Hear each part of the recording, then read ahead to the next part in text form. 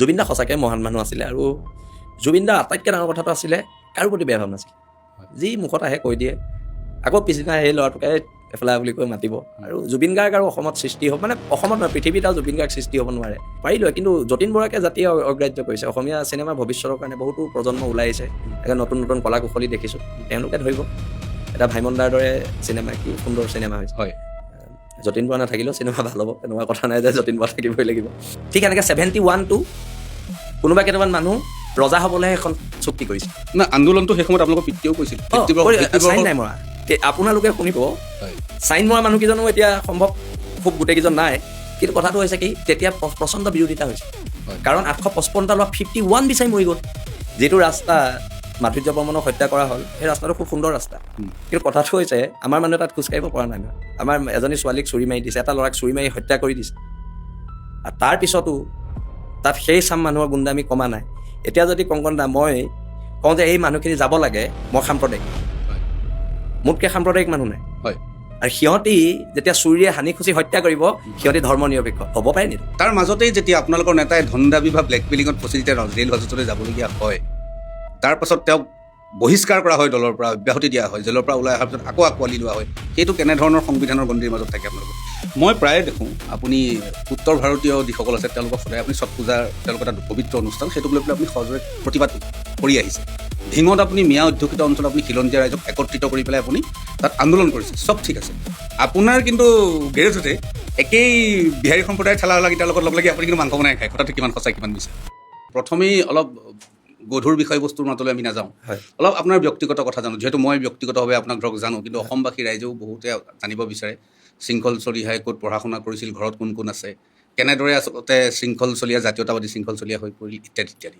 মোৰ ঘৰ শিৱসাগৰত মই শংকৰদেৱ শিশু নিকেতনত পঢ়া শুনা আৰম্ভ কৰা হয় তাৰ পৰা মেট্ৰিক পাছ তাৰপিছত মই শিৱসাগৰ গভটত হায়াৰ ছেকেণ্ডেৰী পঢ়া তাৰ পৰৱৰ্তী পৰ্যায়ত মই বৰ্তমান বিশ্ববিদ্যালয়ত তেতিয়া শিৱসাগৰ কলেজত মই ৰাজনীতি বিজ্ঞানত মোৰ মেজৰ আছিলে তাৰ পৰা গ্ৰেজুৱেশ্যন কৰা শিৱসাগৰৰ জাতীয় জীৱনৰ লগত আপুনি যথেষ্ট জড়িত আপোনাৰ পৰিয়ালৰ কথা যদি কওঁ আপোনাৰ প্ৰয়াত পিতৃ আমি সকলোৱে ৰমু চলিহা বুলিয়ে কওঁ তেখেতৰ যিহেতু সম্পূৰ্ণ নামটো বহুত লোকে নাজানে তথাপিও কাৰণে আমি ৰমু চলিহা বুলিয়ে তেখেতক জানো তেখেত যথেষ্ট অসম আন্দোলনৰ সক্ৰিয় নেতা আছিল মই যিমান দূৰ জানো তদানীন্তন প্ৰধানমন্ত্ৰী ইন্দিৰা গান্ধীক তেখেতে বোধহয় অলপ প্ৰহাৰ কৰিবলৈ উদ্যত হৈছিল যাৰ কাৰণে তেওঁ বহুবাৰ জেল যাবলগীয়া হৈছিল অসম আন্দোলনৰ সময়ত ইন্দিৰা গান্ধীক প্ৰতিহিত কৰিছিলে শিৱসাগৰ বৰ্ডিং ফিল্ডত ঐতিহাসিক বৰ্ডিং ফিল্ডত ইন্দিৰা গান্ধীক তেতিয়া খেদি পঠিওৱা হৈছিলে শিৱসাগৰৰ পৰা হয় তাৰ নেতৃত্বত মোৰ দেউতাই আছিলে হয় আৰু আমি সেইকাৰণে সদায় ৰাষ্ট্ৰীয়তাবাদৰ বিৰোধিতা কৰি আহিছোঁ আৰু যিমান দিনলৈকে পাৰোঁ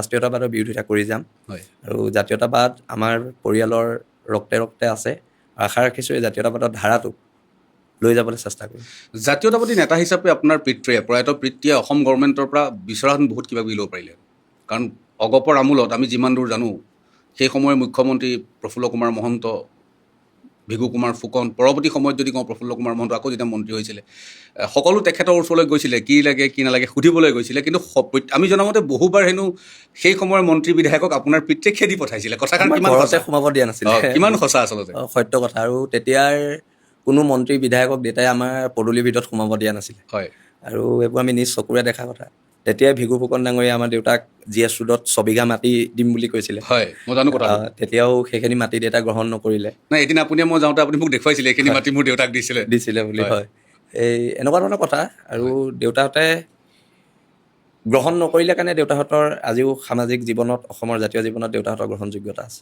শৃংখল চলিহাই কৰে কি কাৰণ জাতীয়তাবাদ কৰিলেতো ঘৰ সংসাৰ নচলে নিশ্চয় শৃংখল চলিহাই কৰে কি মই কথাটো এইটো কাৰণেই কৈছোঁ আমাৰ এটা মাৰুতি গেৰেজ এতিয়া মাৰুতি নহয় আৰু তেতিয়াৰ দিনত মাৰুতি অথৰাইজ আছে এতিয়াও আছে আমাৰ এটা ৱৰ্কশ্বপ আছে হয় ৱৰ্কশ্বপটো ভগৱানে কৰা যথেষ্ট ভাল চলে আৰু আমাৰ শিৱসাগৰতো প্ৰথম গেৰেজ দেউতাই খুলিছিলে প্ৰায় উজনি অসমৰে প্ৰথম আৰু তাৰপিছত এতিয়াও গেৰেজটো চলি আছে কিন্তু আৰু কেতিয়াবা মোৰ ক্লাছ 2 ৰেজিষ্ট্ৰেশ্যন আছে কেতিয়াবা চৰকাৰেতো নিদিয়ে ঠিকাটো বুলি কেতিয়াবা যদি আৰু পাওঁ কৰোঁ নহ'লে নাই আৰু এসময়ত খুব ভাল ক্ৰিকেটাৰ আছিলে আপুনি মই যিমান দূৰ জানো আপুনি ভাল খেলিছিলোঁ খুব ভাল ক্ৰিকেটাৰ আছিলে তাৰ ক্ৰিকেটৰ ফিল্ডৰ পৰা গৈ পেলাই ৰাজনীতিৰ পথাৰলৈ ঢাপলি মেলাৰ মন আছে নেকি জাতীয়তাবাদবিলাক মাজতে সাকু নেকি আপোনাৰ ইখনৰ পৰা সিখন পথাৰলৈ ঢপলিয়াবলৈ এনেকুৱা নহয় মোৰ এতিয়াও ক্ৰিকেটৰ জীৱনটোলৈ উভতি যাব মন যায় আৰু মই শিৱসাগৰ জিলাক প্ৰত্যেকটো ফৰ্মেটতে প্ৰতিনিধিত্ব কৰিছোঁ ছিনিয়ৰ ডিষ্ট্ৰিক্টলৈকে মই খেলিছোঁ আৰু এতিয়াও বহুতো ৰঞ্জী খেলি থকা ল'ৰা মোৰ লগত এটা সময়ত একেলগে খেলা আছিলে আৰু এই ক্ৰিকেটৰ যিখিনি স্মৃতি বা যিখিনি সময় আছিলে সেইখিনিয়ে জীৱনৰ আটাইতকৈ সুন্দৰতম সময় আছিল। এতিয়া কিছু গভীৰ কথালৈ আহোঁ। হয়। অসমত মুখ্যমন্ত্ৰী ডক্টৰ হিমন্ত বিশ্ব শৰ্মাই কৈছে আন্দোলন কৰাৰ পৰিৱেশ এতিয়া নাই, চৌদিশে উন্নয়ন হৈছে। আমি দেখিছোঁ ৰাস্তা পথৰ পদূলি যথেষ্ট উন্নয়ন হৈছে, বহু ক্ষেত্ৰত বহু নিবনুৱা যুৱক যুৱতীয়ে চাকৰি পাইছে। তাৰ পাছতো আপোনালোকে আকৌ কয় যে এইখন চৰকাৰৰ পৰা আমি আৰু পাবলগীয়া আছে, এইখন চৰকাৰে আমাক বিচৰা মতে দিয়া নাই, আমি পাব লাগিব। কি পাবলগীয়া আছে আপোনালোকে? আমাৰ পাবলগীয়া আছে, ৰাস্তা পদূলিখিনি বনাইছে, অভাৰব্ৰিজখিনি বনাইছে, ভাল কথা, উন্নয়ন হৈছে, ভাল কথা। সেই কথাটো হৈছে আমি খোজকাঢ়িম ক'ত খিলঞ্জীয়া মানুহে। হয়। যিটো ৰাস্তা মাধুৰ্য বৰ্মনক হত্যা কৰা হ'ল সেই ৰাস্তাটো খুব সুন্দৰ ৰাস্তা, কিন্তু কথাটো হৈছে আমাৰ মানুহে তাত খোজকাঢ়িব পৰা নাই নহয়। আমাৰ এজনী ছোৱালীক চুৰি মাৰি দিছে, এটা ল'ৰাক চুৰি মাৰি হত্যা কৰি দিছে, আৰু তাৰ পিছতো তাত সেই চাম মানুহৰ গুণ্ডামি কমা নাই। এতিয়া যদি কংকন দা মই কওঁ যে এই মানুহখিনি যাব লাগে, মই সাম্প্ৰদায়িক, মোতকৈ সাম্প্ৰদায়িক মানুহ নাই। হয়। আৰু সিহঁতি যেতিয়া চুৰিয়ে সানি খুচি হত্যা কৰিব, সিহঁতি ধৰ্ম নিৰপেক্ষ হ'ব পাৰে নেকি? কথা পৃথিৱীত হ'ব পাৰে নেকি এনেকুৱা কথা? উগ্ৰ ধৰ্মীয় মৌলবাদী চিন্তাধাৰা তেওঁলোকে কৰিলে, তেওঁলোক ভাৰতৰ এজন ধৰ্ম নিৰপেক্ষ মানুহ, ছেকুলাৰ চিটিজেন, ছেকুলাৰিজিম। আৰু আমি যদি কওঁ ইহঁতে অসমৰ পৰা যাব লাগে বুলি, তেতিয়া আমি সাম্প্ৰদায়িক। এই কথা বতৰাব মানুহে ক'লে বুলি কোনোবা ৰাজনৈতিক দলৰ মানুহে বহু কথা বতৰা কৰে। হয়। মই দেখিলোঁ অসমত দুই চাম মানুহ আছে, এচাম বিজেপি ভক্ত, এচাম কংগ্ৰেছ ভক্ত। তেওঁলোকে পডকাষ্টটো সম্পূৰ্ণ আৰম্ভ হোৱাৰ আগত মোৰ দুটামান প্ৰশ্ন আছে। শৃংখল চলিহাক আমি সদায় দেখি আহোঁ এগৰাকী জাতীয়তাবাদী নেতা স্বৰূপে। আমি দিনৰ আগত কিছুমান নিউজো পাইছিলোঁ য'ত তেওঁ কিছুমান মানে বাহিৰৰ ব্যৱসায়িক হেৰি কৰিছিলে বা খিলঞ্জীয়া মানুহৰ কাৰণে তেওঁ সদায় ওতপ্ৰোতভাৱে আগবাঢ়ি আহে খিলঞ্জীয়া মানুহৰ স্বাৰ্থত। কিন্তু এইবাৰ যে ইলেকশ্যনৰ সময়ত বিজেপিত 3-4জন নেতাক টিকেট দিলে বা বহিৰাগত মানে মানুহক টিকেট দিলে, তেতিয়া কিন্তু শৃংখল চলিহাৰ একো শব্দ বা একো মাত নুশুনিলোঁ। সেইটোত মোৰ মনৰ প্ৰশ্ন, মই বহুত মানে ভাবি আছিলোঁ কি শৃংখল চলিহা যিজনে এনি টাইম জাতীয়তাবাদৰ কথা কয়, খিলঞ্জীয়াৰ স্বাৰ্থৰ কথা কয়, এইবাৰ কিয় মাত মতা নাই? সেই সময়ত কিয় মৌন ব্ৰত অৱলম্বন কৰিছিলে তেখেতে? জাতি কি এই সংজ্ঞাটো নাজানে, জাতীয়তাবাদ কি এই কথা পতাব নাজানে। ফেচবুকত লিখি পেলাই কোনোবাই জাতি বচাব পাৰিব নেকি? নহয়, এটা কথা, অসমীয়াৰ সংজ্ঞাই নিৰূপণ হোৱা নাই বুলি বহু ক্ষেত্ৰত এটা সকলোতকৈ ডাঙৰ আচলতে এটা প্ৰশ্ন আমি কৈছোঁ যে খিলঞ্জীয়া। হয়, খিলঞ্জীয়া। আমি কৈ আছোঁ খিলঞ্জীয়া, আৰু অসমীয়া শব্দটো বৰ বেছিকৈ কৈ থাকিলেও জাতি জনগোষ্ঠীবোৰ আমাৰ পৰা আঁতৰি যোৱা পৰিলক্ষিত হয়। হয়। সেইকাৰণে আমি কৈছোঁ যে খিলঞ্জীয়া মানুহৰ দপদপনি থকা এখন অসম হ'ব লাগে। কাৰ্বি আংলঙত কাৰ্বি মানুহৰ, ডিমাচা জেগাত ডিমাচা মানুহখিনি, মিচিং অধ্যুষিত এলেকাত মিচিং মানুহৰ, আহোম অধ্যুষিত এলেকাত আহোম মানুহৰ দপদপনি থকাটো আমি বিচাৰোঁ। মৰাণ মানুহৰ দপদপনি থকাটো বিচাৰোঁ। আমি চুতীয়া মানুহৰ দপদপনি থকাটো বিচাৰোঁ। আমি কোচ ৰাজবংশী মানুহৰ দপদপনি থকাটো বিচাৰোঁ। আমি মটক মানুহৰ দপদপনি থকাটো বিচাৰোঁ। কিন্তু এতিয়া কথা বতৰাবোৰ হৈছে আমাৰ মানুহবোৰ যদি মাৰিয়ে পেলায়, ৰাস্তাত ওলাই যাওঁতে ভনীয়েকক সানি খুচি হত্যা কৰিবলৈ যাওঁতে বাধা দিওঁতে ল'ৰাটাক মাৰি পেলালে। আজি মাধুৰ্য বৰ্মনৰ দেউতাকে মোক কি কৈছে গম পায়? যদি 1971 নহয় 1951 হ'লহেঁতেন মোৰ ল'ৰা বাচিলে। নাগৰিক ভিত্তিভোগ। য়েছ, মোক আজি মাধুৰ্য বৰ্মনৰ দেউতাকে নিজ মুখেৰে কোৱা কথা। কোনোবাই দিল্লীত গৈ এখন দলিলত চাইন মাৰি আহিব, এখন চুক্তি নহয় কিন্তু, এখন বুজা পৰাৰ দলিল। আজি আপুনি মোক ধৰি লওক কৈছে মই তোক এইটো বস্তু দিম বুলি আপুনি মোক লিখি দিছে কাগজখনত, কাইলৈ নিদিবও পাৰে, আপুনি বাউণ্ড নহয় মোক দিবলৈ। ঠিক এনেকৈ 71টো কোনোবা কেইটামান মানুহ ৰজা হ'বলৈহে এখন চুক্তি কৰিছিল না। আন্দোলনটো সেই সময়ত আপোনালোকৰ পিতৃয়েও কৰিছিলে, চাইন নাই মৰা। আপোনালোকে শুনিব, হয়, চাইন মৰা মানুহকেইজনো এতিয়া সম্ভৱ খুব গোটেইকেইজন নাই, কিন্তু কথাটো হৈছে কি তেতিয়া প্ৰচণ্ড বিৰোধিতা হৈছিল। কাৰণ 855টা ল'ৰা 51 বিচাৰি মৰি গ'ল, 51 বিচাৰি শ্বহীদ হ'ল, আৰু কোনোবাই গৈ চাইন মাৰি আহিলে 71 বুলি। আৰু কথাটো হৈছে কোনোবাই মাৰিলে সেই বুলি আমি ভুগিম নেকি তাৰ কাৰণে? 51 কৰিব লাগে, কোনে কৰিব? চৰকাৰে কৰিব। হিমন্ত বিশ্ব শৰ্মাই এইটো কাম কৰি দেখুৱাব লাগিব। না, কেনেকৈ কৰিব হিমন্ত বিশ্ব শৰ্মাৰ চৰকাৰে?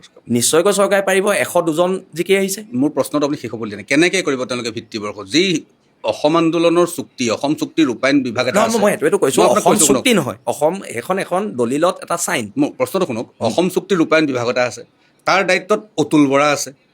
তাৰ পাছত 2014 চনত ইমপ্লিমেণ্ট কৰি পেলাই বিদেশী অনা হ'ল।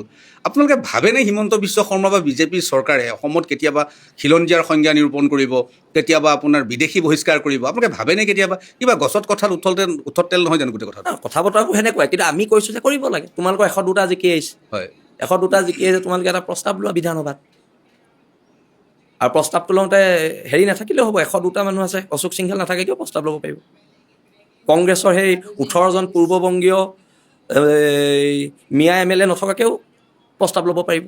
অশোক সিংঘালৰ প্ৰতি আপোনাৰ ইমান বিদ্বেষ কি? আপুনি কথাই কথাই অশোক সিংঘালৰ কথা কয়, কিন্তু বিজয় গুপ্তাৰ কথাও ক'ব লাগে। বিজয় গুপ্তাও জিকিছে নহয় এইবাৰ, মই পাহৰি গৈছোঁ হা। হয়। কিন্তু কথাটো হৈছে কি, হয় দুৰ্ভাগ্যজনক জাতিৰ কাৰণে 18টা ছিট লৈ গ'ল বাংলাদেশীয়ে, হয় 2টা লৈ গ'ল উত্তৰ প্ৰদেশে, হয় হয়নে নহয়? দুৰ্ভাগ্যটো কাৰ? আমি 126টা পাতো আমি 20টা ছিট হেৰুৱালোঁ। দুৰ্ভাগ্যটো জাতি। আজি ধুবুৰী অঞ্চলত MP এজন খিলঞ্জীয়া মানুহ জিকিব নোৱাৰে। ধুবুৰী অঞ্চলত এটা MLA আমাৰ খিলঞ্জীয়া মানুহ জিকিব নোৱাৰে। গুৱাহাটী, মধ্য গুৱাহাটীত নাই, ধুবুৰীৰ পৰা এবাৰ আহিছে, ধুবুৰী জিলাৰ পৰা এগৰাকী আহিছে, কিন্তু AGP-ৰ আমাৰ সংখ্যাটো কম। সংখ্যাটো কম। আমাৰ তাত সংখ্যাটো তেতিয়া কম। সংখ্যা বঢ়াবলৈ আপোনালোকৰ দৰে জাতীয়তাবাদী নেতা আহিব লাগে ৰাজনীতিৰ পথাৰলৈ। দূৰত থাকি আপুনি চিঞৰি থকাতকৈ বোকাত থাকিলেহে আপোনাৰ চাফা কৰিব পাৰিব বোকাখিনি। মই মানে ৰাজনীতিলৈ অহা নাই, মানে মই ৰাজনীতি কৰা মানুহ নহয়। অলপ ফাঁকিবাজ কথা ক'ব পাৰিব লাগিব, মই নোৱাৰোঁ কাৰণে মই পলিটিক্সত অহা নাই। এইটো একদম স্পষ্ট কথা। নাই, আপুনি সদায় কয় যে আক্ৰমণ হ'লে প্ৰত্যাক্ৰমণ হ'বই। নিশ্চয়কৈ আক্ৰমণ বহুবাৰ হৈছে, প্ৰত্যাক্ৰমণ কিন্তু হোৱা নাই এতিয়া। প্ৰত্যাক্ৰমণ হৈছে। আমি মই উদাহৰণ দিম আপোনাক। আপোনাৰ শিৱসাগৰ জিলাত মই আপোনাক উদাহৰণ দিওঁ। শিৱসাগৰৰ ইউনিছ তামুলীয়ে যেতিয়া শিৰ ফুলাই ফুলাই আপোনালোকৰ বিৰুদ্ধে ইমান, যেতিয়া তেওঁ এজন ইউনিছ তামুলী, মই যিমান দূৰ জানো চেঙনিকটীয়াৰ তেখেত যুৱক, হয়তো তেওঁ অসমীয়া খিলঞ্জীয়া যুৱক, খিলঞ্জীয়া মুছলমান যুৱক হোৱাৰ পাছত শিৱসাগৰৰ দৰে ঐতিহাসিক এটা অঞ্চলত তেওঁ মিয়া নি পেলাই যেতিয়া তেওঁ খুব জোৰেৰে কৈছে কোনে ৰখাই চাওঁ, তাৰ পাছত কিন্তু আপোনালোকে একো কৰিব নোৱাৰিলে। তেওঁ মুখেৰে কৈছে আনিব পাৰিলে নি? মুখেৰে কোৱাৰ সাহসটো ক'ত পালে? আপোনালোকে শিৱসাগৰৰ পৰাই ব্ৰজকণ্ঠৰে অসমবাসী একত্ৰিত হ'বলৈ কয়, আৰু সেই শিৱসাগৰৰ পৰাই আপোনালোকক এজনে বুঢ়া আঙুলি দেখুৱায়। ইউনিছ তামুলীৰ দৰে মানুহৰ লগত মই যে যুঁজিব লাগিব, মই এই কথা বতৰাবোৰ নেভাবোঁ। কাৰণ শুনক, ফেচবুকৰ বাঘ মোবাইলটো উলিয়াই পেলাই হু হা চিঞৰা মানুহটোৱে আমাৰ শিৱসাগৰৰ দৰে ঐতিহাসিক জেগাক, ঐতিহাসিক ঠাইখনত একো ক্ষতি কৰিব নোৱাৰে। এতিয়া তেওঁ বোধহয় নাই শিৱসাগৰত। সম্ভৱ নাই, মই খবৰো নাৰাখোঁ ক'ত আছে ক'ত নাই। কিন্তু কথাটো হৈছে, এটা আনি দেখুৱাওকচোন, তাৰ পিছৰখিনি পিছত দেখা যাব। এটা আনি দেখুৱাওক। মুখেৰে কোৱাটো বেলেগ আৰু কামেৰে কৰি দেখুৱাটো বেলেগ। শৃংখল ইমান শান্ত কেতিয়াৰ পৰা হ'ল? শান্ত নহয়, কথা বতৰাবোৰ হৈছে কি, মই আগৰ পৰা কৈ আছোঁ, যিটো জাতি, আপুনি যদি ইতিহাস পঢ়ে, যিটো জাতিয়ে যুঁজা নাই সেইটো জাতিয়ে শেষ হৈ গৈছে। হয়, যিটো জাতি আক্ৰমণ হ'লে প্ৰত্যাক্ৰমণ কৰা নাই সেইটো জাতিয়ে শেষ হৈছে। আৰু যেতিয়ালৈকে আমি প্ৰত্যাক্ৰমণ কৰিব নোৱাৰিম, সেইটো জাতি বেছিদিন জীয়াই নাথাকে। আৰু মানে কি, জাতীয়তাবাদৰ সংজ্ঞাটো হয়, মানুহে, বুদ্ধিজীৱীসকলে যিটো সংজ্ঞা দিয়ে, সেই সংজ্ঞাটোৰ লগত কিছুমান মানুহ একমত। গণতান্ত্ৰিক দেশত আছোঁ, মই একমত নহয়। মোৰ কথাটো হৈছে, মোৰ দেশ, মোৰ জাতি, মোৰ কথা। এইটোৱে জাতীয়তাবাদ। তাৰ বাদে বেলেগ কিবা কথা আছে নেকি? মই প্ৰায়ে দেখোঁ আপুনি উত্তৰ ভাৰতীয় যিসকল আছে তেওঁলোকক সদায় আপুনি ছট পূজাৰ, তেওঁলোকৰ এটা পবিত্ৰ অনুষ্ঠান, সেইটোক লৈ পেলাই আপুনি সহজৰে প্ৰতিবাদ কৰি আহিছে।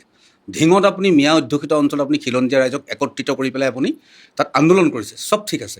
আপোনাৰ কিন্তু গেৰেজতে একেই বিহাৰী সম্প্ৰদায়ৰ ঠেলাৱালাকেইটাৰ লগত লগ লাগি আপুনি কিন্তু মাংস বনাই খায়। কথাটো কিমান সঁচা কিমান মিছা? নহয়, মোৰ ওচৰৰ গোটেই মানুহখিনিৰ লগত মোৰ এটা সম্পৰ্ক আছে। হয়, আৰু কেৱল মাত্ৰ বিহাৰী বুলি নহয়, আমাৰ এটুকুৰাত থকা গোটেই মানুহখিনিৰ লগত মোৰ খুব ভাল সম্পৰ্ক। আৰু মোকেই চবেই ক'ব আৰু কিবা এটা খুৱাওক, কিবা এটা হেৰি কৰক, কিন্তু এইটো নহয় যে মূৰত উঠি নাচিব দিছোঁ, এতিয়ালৈকে দিয়া নাই। আৰু আজিলৈকে মই কোনো ছট পূজা অনুষ্ঠানত যোৱা নাই। বহুবাৰ মাতিছে, মই কোনো ছট পূজা অনুষ্ঠানত মই এটা আজিলৈকে যোৱা পবিত্ৰ নাই। অনুষ্ঠান ছট পূজা এটা বিহাৰত পাতক, তাত লগত আমাৰ আপত্তি নাই নহয়। যদি বিহাৰৰ ৰঙালী বিহু নহয়, অসমতো ছট পূজা হোৱাটো মই নিবিচাৰোঁ। আৰু ঠিক অসমত সেইদৰে মই তাজিয়া হোৱাটোও নিবিচাৰোঁ। তাজিয়াৰ নামত যি উদ্ভণ্ডালি হয়, মই সেইটো হোৱাটোও নিবিচাৰোঁ। স্পষ্ট কথা। আজি ময়ো শিৱভক্ত মানুহ, কিন্তু শিৱভক্ত বুলি মই এতিয়া ডিজেটো লগাই ডাঙৰ ডাঙৰকৈ ৰাস্তাত নাচি নাচি যাম? বল বমৰ সময়ত এই কথা বতৰাবিলাক কোনে বন্ধ কৰিব? চৰকাৰে বন্ধ কৰিব। আমি যদি ক'বলৈ যাওঁ তেতিয়া আমাক ক'ব হিন্দু বিৰোধী। আকৌ আমি যদি তাজিয়াৰ বিপক্ষে ক'বলৈ যাওঁ আমাক ক'ব মুছলমান বিৰোধী। জাতীয়তাবাদটো কি মানুহে জানিব লাগিব, তাৰ ওপৰত অধ্যয়ন থাকিব লাগিব। কথাটো হৈছে, আমাৰ মানুহখিনি ইয়াত মূৰ তুলি জীয়াই থাকিব লাগিব। আজি গুৱাহাটীতে আপোনালোকে চাওক, যিমান প্ৰাইভেট ছেক্টৰ অফিচ আছে, গোটেই বছকেইটা কেলকেটাই, গৰিষ্ঠ সংখ্যকৰে 80% কোনে কণ্ট্ৰল কৰিব? চৰকাৰে এইবোৰ চাব লাগে। 1 লাখ চাকৰি ইয়াতে ওলাব যদি গুৱাহাটীৰ গোটেই প্ৰাইভেট ছেক্টৰটো যদি চৰকাৰে নিজৰ কণ্ট্ৰলত আনে। 1 লাখ চাকৰি গুৱাহাটীতে ওলাব। আকৌ এক্সট্ৰা পৰীক্ষা পাতিবই নালাগে। নাই, চৰকাৰে সেই কামটো কৰিব জানো? কাৰণ চৰকাৰকতো ভোট বেংক লাগে। কাৰণ বিজেপিয়ে যিহেতু খিলঞ্জীয়াৰ কথা কয়, খিলঞ্জীয়াৰ কথা কোৱাৰ সমান্তৰালভাৱে বিজেপিয়ে এটা ৰাষ্ট্ৰীয়তাবাদী চিন্তাধাৰাৰ লগত জড়িত। আৰু উত্তৰ ভাৰতীয় লোকসকল, হিন্দু সম্প্ৰদায়ৰ লোকসকল বিজেপিটো একদম নিজৰ দল হিচাপে আঁকোৱালি লৈছে। গতিকে নহয়, এতিয়া এনেকুৱা হ'ব লাগে, উত্তৰ প্ৰদেশত বিজেপি গভৰ্ণমেণ্ট ইমানেই উন্নতি হ'ব লাগে, ইয়াত থকা সকলো বিহাৰী মানুহ গৈ তাত চাকৰি কৰিলে হয়। মানে যি স্থানৰ পৰা আহিছে তাত গৈ তাত গৈ। এতিয়া কলিকতাত বিজেপি গভৰ্ণমেণ্ট আহিলে ইমানেই উন্নতি কৰক, ইয়াৰ পৰা বঙালী মানুহখিনি আকৌ কেলকাতা ইয়াত কেলে চাকৰি কৰিব আহিবলৈ, তাত কৰকগৈ, আমাৰ কথা বতৰাবোৰ তাত। মই এটা প্ৰশ্ন উত্থাপন কৰোঁ, বীৰ লাচিত সেনা অসম জাতীয়তাবাদী নে উগ্ৰ জাতীয়তাবাদী? চাওক, জাতীয়তাবাদটো উগ্ৰই হয়, জাতীয়তাবাদটো নৰ্ম কেনেকৈ হয়? আজি কোনোবা আমাৰ খিলঞ্জীয়া ছোৱালী এজনীক মানুহ এটাই যদি ৰাস্তাত বাধা দিয়ে, মই যদি এনেকৈ চাই পেলাই গুচি যাওঁ, মোৰ এইটো সুস্থ জাতীয়তাবাদ আৰু নে হেৰি অসুস্থ জাতীয়তাবাদ? যদি মই চাই পেলাই নেদেখা ভাও যদি গুচি যাওঁ, মোৰতো অসুস্থ জাতীয়তাবাদ। সেই ছোৱালীজনীক যদি ৰক্ষণাবেক্ষণ দিবলৈ গৈ মই তাৰ কাৰণে যি পৰিৱেশ পৰিস্থিতি নহওক, সেইটো হৈছে মোৰ সুস্থ জাতীয়তাবাদ। আৰু সুস্থ জাতীয়তাবাদটোকে আমাৰ বিৰোধী এচাম মানুহে উগ্ৰ জাতীয়তাবাদ বুলি কয়। মানে আমাৰ মানুহ এটা মাৰ খাই থাকিলে মই মূৰটো ঘূৰাই দিলে নম্ৰ জাতীয়তাবাদ, আমাৰ মানুহ এটা মাৰ খাই থাকিলে তাক উভতাই ধৰিলে সেইটো ইহঁতি গুণ্ডাবাদী। এইটো কথাটো নহ'ব। বীৰ লাচিত সেনা অসম বৰ্তমান এটা খুব সুশৃংখলিত এটা সংগঠন বুলি আমি ভাবিব পাৰোঁ বা দেখি আহিছোঁ যে জাতিটোৰ কাৰণে মাত মাতি আহিছে। তাৰ মাজতেই যেতিয়া আপোনালোকৰ নেতাই ধন দাবী বা ব্লেকমেইলিঙত ফচি যেতিয়া জেইল হাজতলৈ যাবলগীয়া হয়, তাৰপাছত তেওঁক বহিষ্কাৰ কৰা হয়, দলৰ পৰা অব্যাহতি দিয়া হয়, জেলৰ পৰা ওলাই অহাৰ পিছত আকৌ আঁকোৱালি লোৱা হয়, সেইটো কেনেধৰণৰ সংবিধানৰ গণ্ডিৰ মাজত থাকে আপোনালোকে? কোনে কণ্ট্ৰল কৰে সেইটো? মই কি কৈছোঁ নিশ্চয় বুজি পাইছে। কথা বতৰাবোৰ এনেকুৱা নহয়, কথা বতৰাবোৰ হৈছে কি, সেই সময়ত যেতিয়া এই কথা বতৰাবোৰ ওলাইছিলে, আমাৰ যিজনক আমি ঘূৰাই অনা হৈছে তেখেতৰ ওপৰত এটা আমাৰ দলীয় এনকুৱাৰী হোৱা হৈছিলে। তেখেত সেই ঘটনাৰ লগত প্ৰত্যক্ষভাৱে জড়িত নাছিলে বাবে, কিন্তু বাকী গোটেইকেইজনকে সংগঠনৰ পৰা বহিষ্কাৰ কৰি দিয়া হৈছে। আজি যেতিয়া আমি দেখিছোঁ ছাত্ৰ সংগঠনে হওক, জাতীয়তাবাদী সংগঠনে হওক, মানুহৰ দান বৰঙণি দি চলে বা শুভাকাংক্ষীসকলে তেওঁলোকক সহায় কৰে, জাতিটোৰ কাৰণে কাম কৰিবলৈ তেখেতসকলে আগবঢ়াই দিয়ে। কিন্তু এটকাও ইনকাম নথকা যেতিয়া কোনো ছাত্ৰ নেতা, কোনো যুৱ নেতা, কোনো জাতীয়তাবাদী নেতাই যেতিয়া বিলাসী গাড়ীখন লৈ যায়, সেই কথাটো কিন্তু যথেষ্ট দৃষ্টিকটু হয়। মই আপোনাৰ ক্ষেত্ৰত এই কথাটো এইটো কাৰণেই কোৱা নাই, মই আপোনাৰ বিষয়ে জানো যে গাড়ী EMI দিবলৈ আপোনাৰ কেতিয়াবা পইচা নাইকিয়া হয়, কিমান লাগে মই জানো। কাৰণ সেই কথা, কিন্তু এই যে কথাবিলাক মাজে মাজে আপোনালোকলৈ যে মানে অভিযোগটো আহে, ধৰক কা আন্দোলনৰ সময়তে ক'লে যে আন্দোলনটো আৰম্ভহে কৰিল কিন্তু আন্দোলনটো শেষ কৰিব নোৱাৰিলে। আপোনালোকে বহুত আন্দোলন আৰম্ভ কৰে, বহুত আন্দোলন শেষ নকৰে। মই আপোনালোক বুলি জেনেৰেলাইজ কৰি পেলাই কথাটো সংগঠন কৰি, এই যে বদনামবিলাক আহে, এই বদনামবিলাকে কেতিয়াবা ভাগি নপৰে নে বা মনত কেতিয়াবা অশান্তি নিদিয়ে নে? কা আন্দোলনে আমাক খুব মনত দুখ দিয়ে। আৰু কা আন্দোলনত মই প্ৰত্যেকবাৰতে কৈছোঁ যে হয়, জীৱনত কেতিয়াবা জয় থাকে, কেতিয়াবা পৰাজয় থাকে। কা আন্দোলন আমি হাৰিছোঁ, আৰু সেই পৰাজয়টো আমি স্বীকাৰ কৰিব লাগিব। পঞ্চ শ্বহীদৰ পৰিয়ালৰ ওচৰত সদায় ক্ষমা প্ৰাৰ্থী। আৰু কা আন্দোলনৰ পৰাজয়টো হ'ল, মূল কাৰণটো হৈছে যে কোনোবা এটা চক্ৰই চৰকাৰৰ লগত বুজাপৰা কৰি ৰাস্তাৰ যিটো আন্দোলন, ৰাজপথৰ যিটো আন্দোলন, সেইটো নি প্ৰত্যেক ডিষ্ট্ৰিক্টে ফিল্ডত ভৰাই দিলে। আৰু সেইকাৰণে সেই সময়ত আমি সকলো জেলত থাকিলোঁ। আৰু আন্দোলনটো ছাত্ৰ সমাজে ইমান সুশৃংখলিতভাৱে আগবঢ়াই নিছিলে, ছাত্ৰ সমাজৰ পৰা আন্দোলনটো হাইজেক কৰা হয়। আৰু অসমত এনেকুৱা ইছ্যুবিলাকত চিণ্ডিকেট আছে বুলি মই ভাবোঁ। আন্দোলনৰ চিণ্ডিকেট আছে, আৰু এই আন্দোলনৰ চিণ্ডিকেটৰ লগত আমি জড়িত নহয়। আৰু মই 2016 চনৰ পৰা বীৰ লাচিত সেনা অসমৰ লগত জড়িত। 2026 হ'ল, আৰু খুব বেছি এবছৰ 1.5 বছৰ বীৰ লাচিত সেনা অসম কৰিম, তাৰপিছত নতুন প্ৰজন্মক বাট এৰি দিব লাগিব। আৰু সদায় আজি যদি ক্লাছ 10ত পঢ়ি থকা ল'ৰা এটাই মোক 10 বছৰ আগতে বীৰ লাচিত সেনাত দেখিছে, সি আজি গ্ৰেজুৱেশ্যন পাছ কৰি ওলোৱাৰ পিছতো মোক বীৰ লাচিত সেনাতে দেখিছে, আৰু 5 বছৰ পিছতো যদি মোক বীৰ লাচিত সেনাত দেখে, সেই প্ৰজন্মটোৱে মোক ক্ষমা নকৰিব। আৰু সেইকাৰণে সময়ৰ কাম চব সময়ত কৰিব লাগে। বহুতেতো এৰিয়ে দিয়া নাই। মইতো ব্যক্তিগতভাৱে মই খুব বেছি দিন নকৰোঁ, কাৰণ এটা সময়লৈকে সংগঠনত প্ৰয়োজনীয়তা আছে, আৰু আমাৰো ভাল ভাল লিডাৰ ওলাইছে, নতুন প্ৰজন্মৰ লিডাৰ ওলাইছে, পিছৰ প্ৰজন্মই গুৰি ধৰিব। প্ৰসংগলৈ আহোঁ এবাৰ আপোনাৰ এটা খুব সুন্দৰ নাম আছে, নামটো প্ৰায়তো জুবিন দাই দিছে, বিশৃংখল। কিহৰ কাৰণে দিছিলে, আৰু জুবিন দাৰ লগত আপোনাৰ কেনেকুৱা ধৰণৰ কথা বতৰা হৈছিলে? আমাৰ খুব জমনি কথা বতৰা। জুবিন দা মোৰ চব কথা ক'ব নোৱাৰি, কিন্তু খুব জমনি কথা বতৰা। আৰু জুবিন দা সঁচাকৈ মহান মানুহ আছিলে। আৰু জুবিন দাৰ আটাইতকৈ ডাঙৰ কথাটো আছিলে, কাৰো প্ৰতি বেয়া ভাৱ নাছিল। যি মুখত আহে কৈ দিয়ে, আকৌ পিছদিনা সেই ল'ৰাটোকে এফালে বুলি কৈ মাতিব। আৰু জুবিন গাৰ্গ আৰু অসমত সৃষ্টি হ'ব, মানে অসমত নহয়, পৃথিৱীত আৰু জুবিন গাৰ্গ সৃষ্টি হ'ব নোৱাৰে। আৰু জুবিন দাৰ কথা বতৰাবোৰে কেতিয়াবা খুব আমনি কৰে। আৰু সেইকাৰণে চাগে জুবিন দাই সদায় ৰাতিহে কৰে আপোনালোকক? মোলৈ ৰাতিও কৰে, দিনতো কৰে। আৰু গুৱাহাটী আহিলে মই প্ৰায়ে জুবিন দা আমি লেকচাৰত বহোঁৱে। আৰু জুবিন দাৰ মানে কথা বতৰাবোৰ খুব পজিটিভ, মানে সৃষ্টিশীল। জুবিন দাৰ কথা বতৰা সৃষ্টি আছিলে, মানে ধ্বংসাত্মক কথা বতৰা জুবিন দাই নকৈছিলে, কথাৰ মাজত সৃষ্টি আছিল। সেইকাৰণে গানৰ মাজতো সৃষ্টি আছে। আৰু জুবিন দাক ব্যক্তিগতভাৱে মই খুব মিছ কৰোঁ, মোৰ লগত খুব ভাল সম্ভৱ। জুবিন দাৰ জাষ্টিছক লৈ পেলাই আপুনি যথেষ্ট সক্ৰিয় হৈ আছিল, মই যিমান দূৰ জানো। গৰিমা বৌৰ লগত আপোনাৰ এতিয়াও তাত হয়, আছে কথা বতৰা হৈ থাকে। যদি কেনেবাকৈ জামিন পোৱা যায় তাৰ পাছৰ পৰিস্থিতি কি হ'ব পাৰে? নিশ্চয় প্ৰতিবাদ হ'ব। না, জামিনটোতো পাবই, আইনী প্ৰক্ৰিয়া, জামিনটোতো পাবই, কিন্তু প্ৰতিবাদ তাতো হ'ব লাগিব। মানে কথা বতৰাবোৰ কি হৈছে, নৰ্থ ইষ্ট ফেষ্টিভেলটো নৰ্থ ইষ্টত নাপাতি ছিংগাপুৰত পাতে নি? ষড়যন্ত্ৰবোৰতো ইয়াৰ পৰা আৰম্ভ হৈছে। নৰ্থ ইষ্ট ফেষ্টিভেল পাতিছে ছিংগাপুৰত, এইটো কেনেকুৱা ধৰণৰ কথা? ছিংগাপুৰ ফেষ্টিভেল ছিংগাপুৰত পাতিছে, কথা বতৰাবোৰ বেলেগ।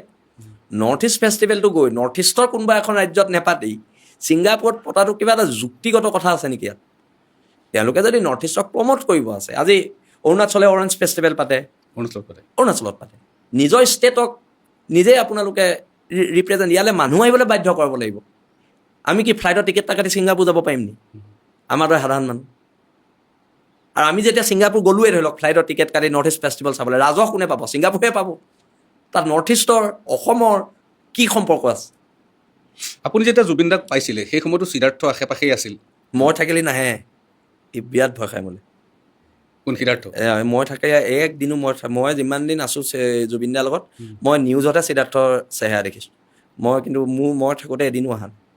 মানে নাহেই নে আপুনি থাকিলে কৰি দিয়ে? নাহেই, মানে মই থাকিলে আৰু জুবিন দায়ো জানে ই অলপ বেয়া পায় বুলি, সেইকাৰণে নিদিয়ে আহিব। মই একদম নিউজতে দেখা সিদ্ধাৰ্থ শৰ্মানে কি থাকে। মই সেইদিনাখন আমাৰ শিৱসাগৰ সংবাদদাতাই আপোনালোকৰ বিহুখনৰ এটা বাতৰি পঠাইছিল। মঞ্চত বোধহয় দীপিনে গান গাই আছিল নেকি, জুবিন দাৰ এটা গান, আৰু তলত আপুনি যথেষ্ট কান্দিছিলে আচলতে। বৰষুণো দি আছিল চাগে, আৰু আপুনি খুব কান্দিছিলে মানুহজন। মোৰ খুব বেয়া লাগে, মই সেইকাৰণে মানে জুবিন দাৰ গানো মানে বেছি দেৰি শুনিব নোৱাৰোঁ, আমাৰ চকু পানী ওলাই যায়। আৰু জুবিন দাৰ প্ৰতি যিটো হেঁপাহ, জুবিন দাৰ মোৰ আচলতে জুবিন দাই মোক পৰা গালিখিনি মোৰ বেছি মনত পৰে।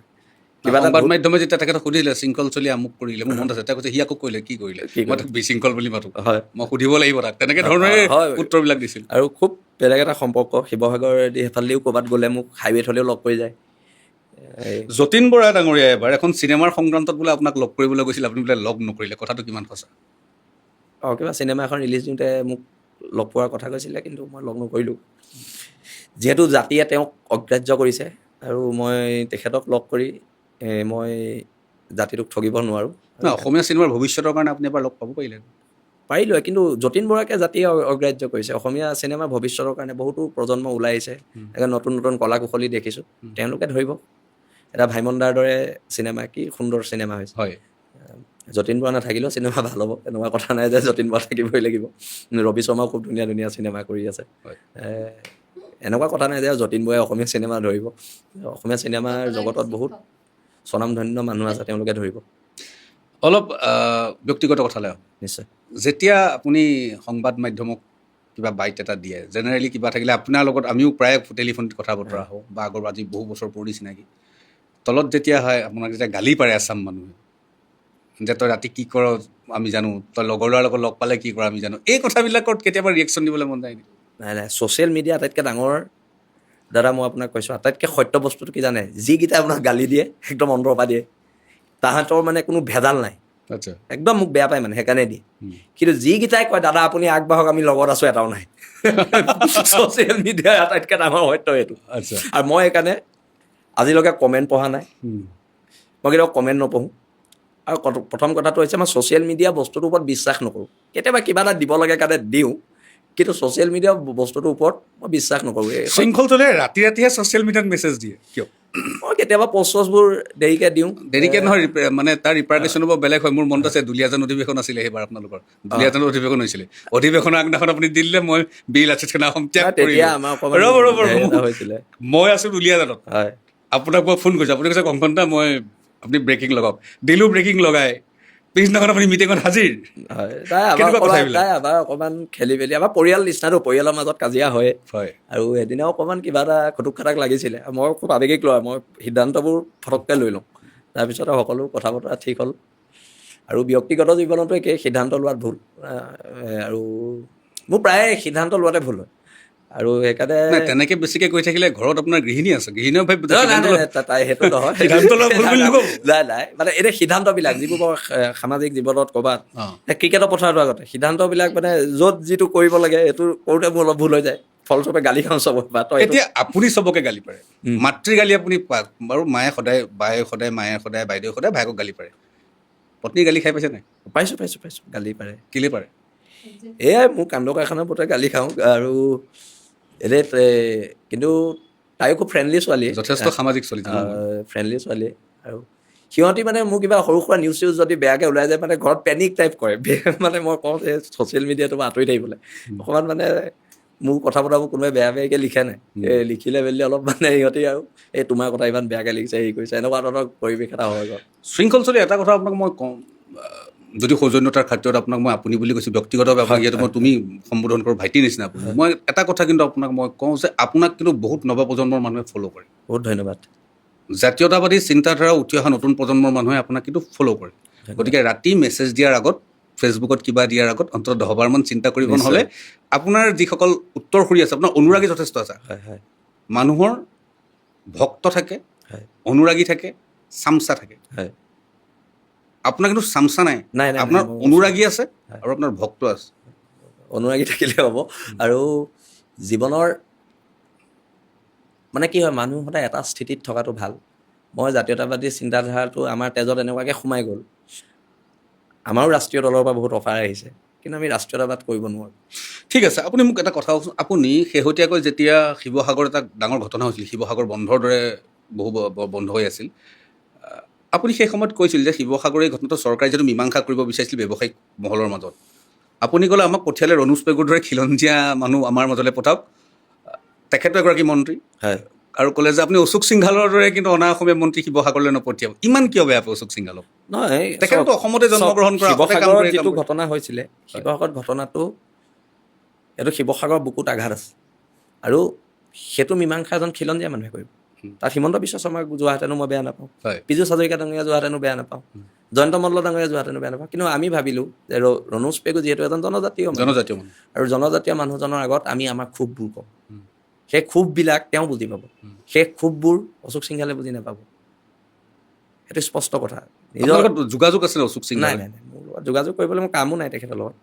আৰু সেইকাৰণে জনজাতীয় মানুহজনৰ আগত আমি ক্ষোভখিনি প্ৰকাশ কৰিছোঁ, প্ৰত্যেক দল সংগঠনে প্ৰকাশ কৰিছে। আৰু সেই আন্দোলনটোত আমি ঐতিহাসিকভাৱে জয়লাভ কৰিছোঁ। কিয় জানে? সেই আন্দোলনটো চব দল সংগঠনে একত্ৰিত হৈ কৰিছে।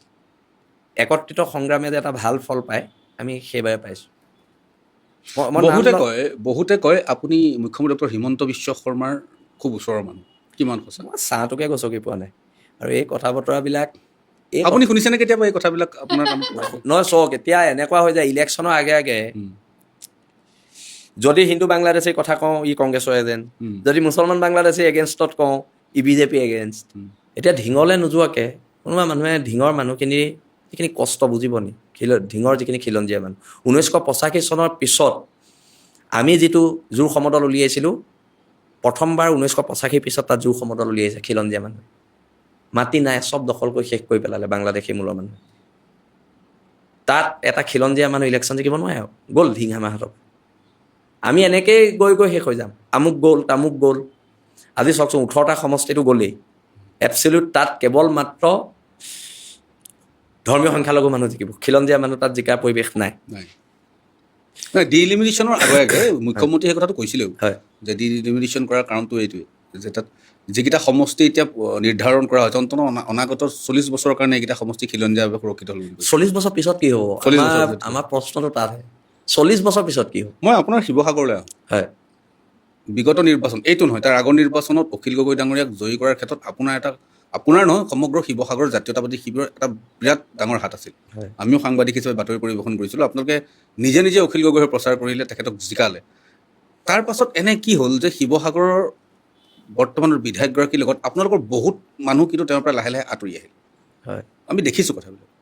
এইটো এটা আদৰ্শগত পাৰ্থক্য আছে।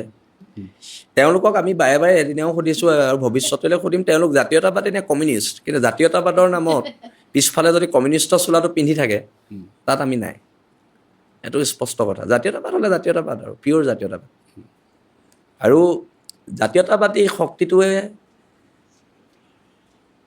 শিৱসাগৰবাসীৰ কাৰণে গৌৰৱৰ বিষয়, তেখেতে এটা নামো পাইছে। হয়, তেখেতৰ নাম পাইছে আৰু তেখেতৰ বিষয়ে আলোচনা সমালোচনাৰ মাজতে থাকিব। কিন্তু মই এটা কথা স্পষ্টকৈ কওঁ, কমিউনিষ্টৰ চোলাটো পিন্ধি জয় অসম ক'লে মই তাত নাই। যদি কমিউনিজিম কৰে ডাইৰেক্ট কমিউনিজিম কৰিব লাগে, কিন্তু জয়াই অসমৰ নামত আমি কমিউনিজিম কোনোবাই কৰিলে আমাৰ তাত বাধা আছে। ৰাজনীতিৰ কথা যথেষ্ট পাতিলোঁ। কেতিয়াবা ধৰক লগৰ ল'ৰাৰ লগত যেতিয়া আড্ডা মাৰিবলৈ যোৱা যায়, কি প্ৰসংগত আলোচনা হয়, কেনেকুৱা ধৰণৰ পৰিৱেশ হয়? আমাৰ এনেই সঁচা কথা ক'বলৈ গ'লে আমি যেতিয়া আড্ডাত মাৰোঁ, আমাৰ কোনো ধৰণৰ ৰাজনৈতিক কথা, আমাৰ এই সংগঠনৰ কথা, এইবোৰ কথা কেতিয়াও আলোচনা নহয়। আৰু মোৰ লগৰ 99% ল'ৰাই, লগৰ আৰু মোৰ জ্যেষ্ঠ লগৰ আৰু মোৰ জ্যেষ্ঠখিনি 99%ে কোনো দল সংগঠন, কোনোবা মানে ৰাজনৈতিক দলৰ লগত জড়িত নাই। আচ্ছা, আৰু আমাৰ আৰু এই বিহুৰ কথা, এই কেনেকৈ আৰু নিজৰ মাজতে কথাবোৰ থাকে আৰু সৰুকালৰ কথা, শৈশৱৰ কথা, কি কি কৰিছিলোঁ, আগতে কি কি বদমাচি কৰিছিলোঁ, এইবোৰ কথাই পতা যায়। আৰু খুব ভাগ্যৱান, খুব মোৰ লগৰখিনিও যথেষ্ট ভাল, মোৰ জ্যেষ্ঠখিনিও যথেষ্ট মোক ছাপোৰ্ট কৰে, আৰু সেইকাৰণে ভাল। আৰু আমাৰ এটা ক্লাব আছে ৰংঘৰ ক্লাব বুলি, গম পাওঁ। সেই ক্লাবটো আমাৰ পৰিয়ালৰ দৰে, মোৰ সংগঠনটোও মোৰ পৰিয়ালৰ দৰে।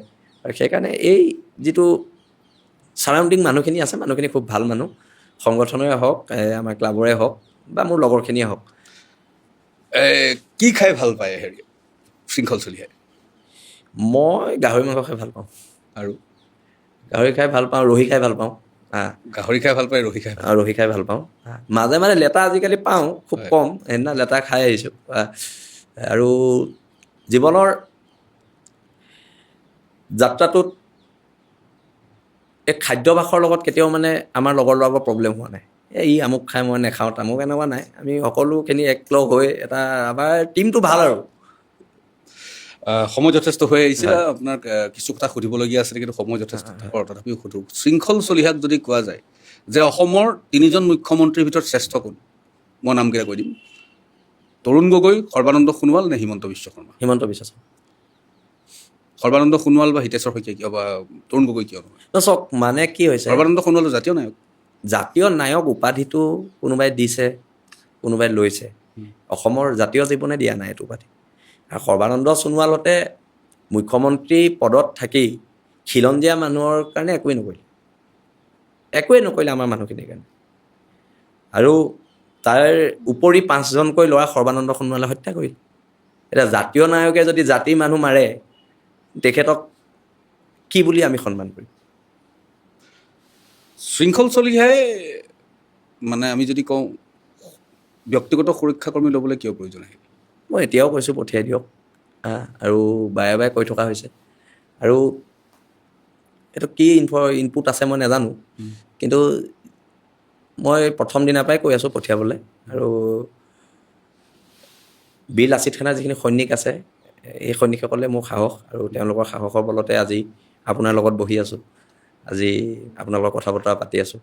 আৰু যিখিনি দিছে বীৰ লাচিত সেনাৰ সৈনিকসকলে দিছে, যিখিনি মৰম দিছে, তেওঁলোকৰ পৰাহে ৰাইজৰ মৰম পাইছোঁ। তেওঁলোক আছে বাবে ৰাইজৰ মৰমখিনি পাইছোঁ।